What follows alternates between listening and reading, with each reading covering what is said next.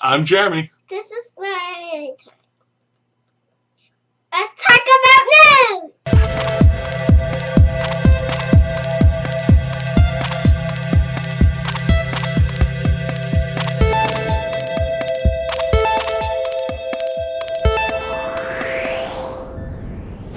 Glasses. Hat. AJ. Whoa. And we get to the news. Kind of a throwback to last week a bit, where we talked about President Obama saying, you know, Chavez is not a threat, and Romney is saying, what? Well, Chavez has actually thrown in his little opinion on the whole situation, saying that, yeah, we're not a threat, and Obama is a good guy. High five, photo op, skink. So, yeah, President Obama, you just got complimented by a socialist dictator. Wonderful. And if you don't think you have enough of hating Obama yet today, or at least, you know, have something against him, he's come out and said, if you've got a business, you didn't build that. Somebody else made that happen. Basically saying, yeah, nothing you've done is actually yours. Somebody else did it for you. What? That doesn't even make any sense at all. Who would have started the company from the ground up? Who would have built that? You know, sure you have other people to help, but you're the one directing it.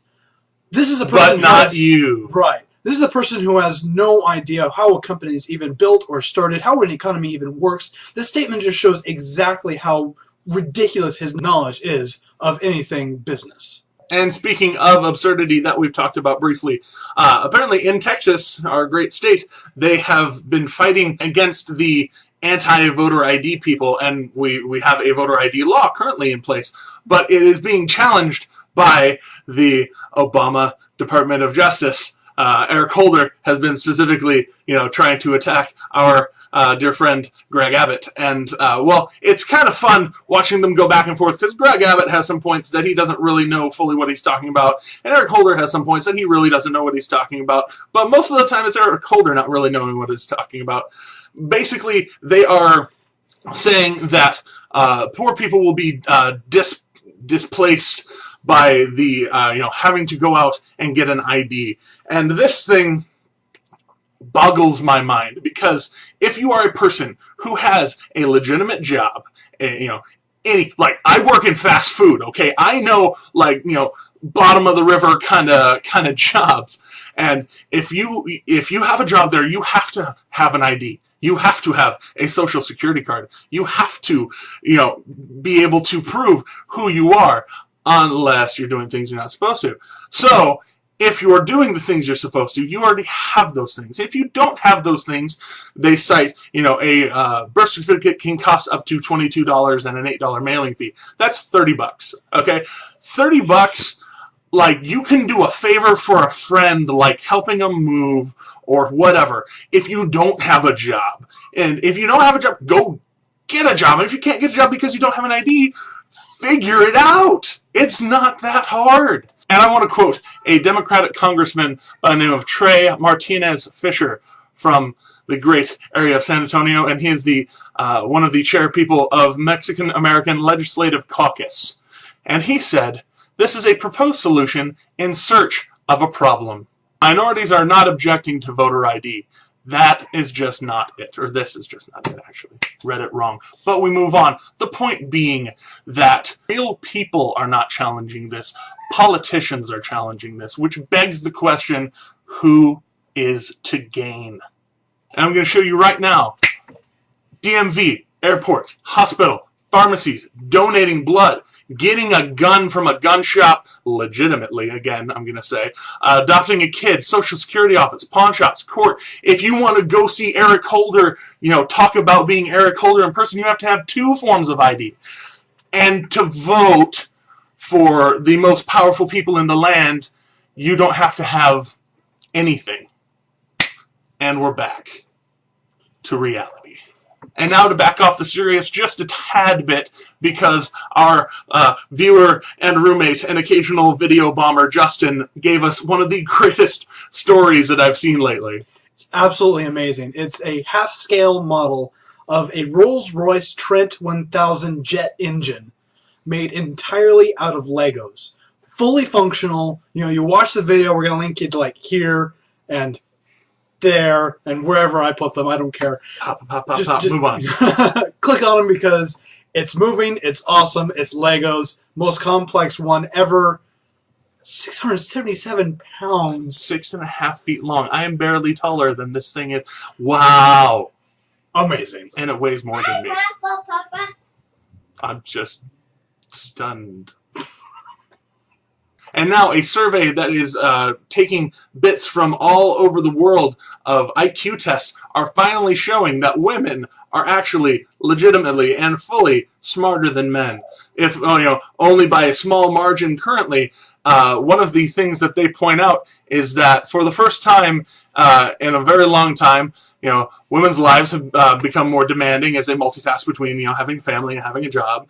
Also, I'm going to read it straight off of here. Another is that women have slightly higher potential intelligence than men and are only now realizing it. I would actually like to point out, as a man, they've realized it for a very long time. We're just the ones figuring it out. And now, Comic-Con news! Specifically on this point, Iron Man 3. Details have emerged through Comic-Con. Oh, I still want to go there sometime. Anyway, they've seen some previews that we haven't. It was introduced by Robert Downey Jr. instead of the director, as everybody thought, wearing an Iron Man gauntlet. It's awesome. There's a lot of details in there. If you know anything about Iron Man, you're going to be geeking out. There's going to be the Mandarin, floating pieces of Iron Man suit. Just the new suit looks amazing. Check it out. The thing I wanted to talk about was that, they changed directors. Shane Black is directing instead of Jon Favreau, who directed the first two and acted in the first two. And people were concerned that there was going to be, bad blood or something. And Jon Favreau is actually in Iron Man 3 and really happy about not directing Iron Man 3. He's able to step back and just watch his baby go and be awesome. And he just gets to sit back and be like, yeah, isn't that awesome? So some news to be slightly more wary about than Iron Man at Comic-Con is the Man of Steel, which is coming out right after Iron Man next year. And it is, of course, a Superman remake, reboot again. By the way, the last reboot, remake, Superman 17, whatever you want to call it, it was awful. And that's coming from a guy who really likes a lot of the people that were involved in it. Like Kevin Spacey. I really like Kevin Spacey, but that movie was awful.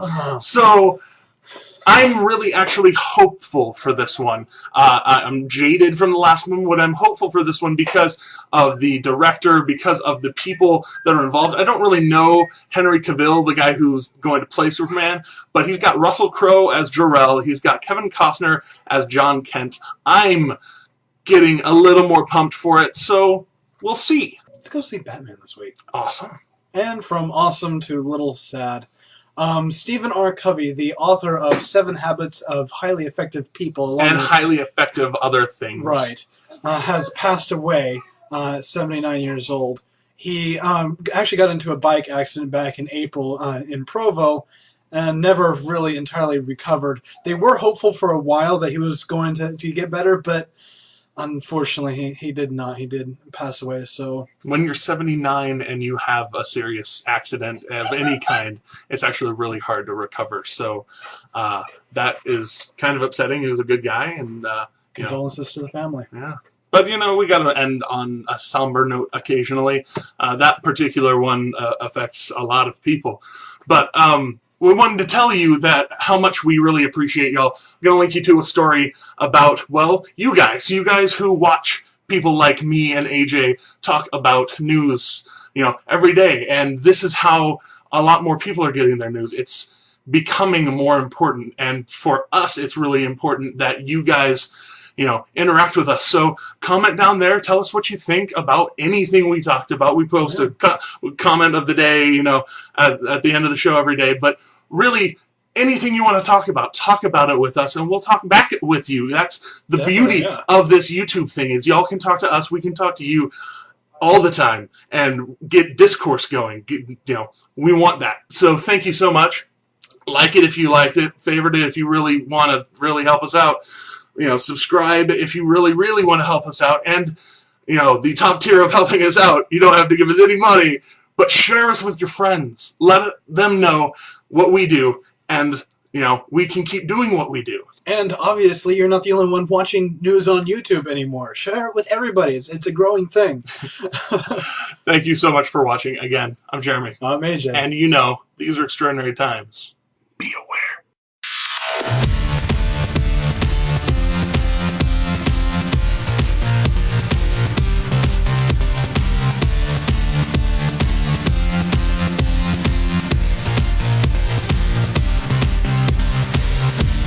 Comic-Con. Hi. Hi.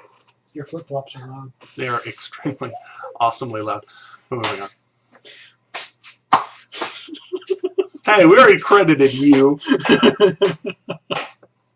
Was that Iron Man?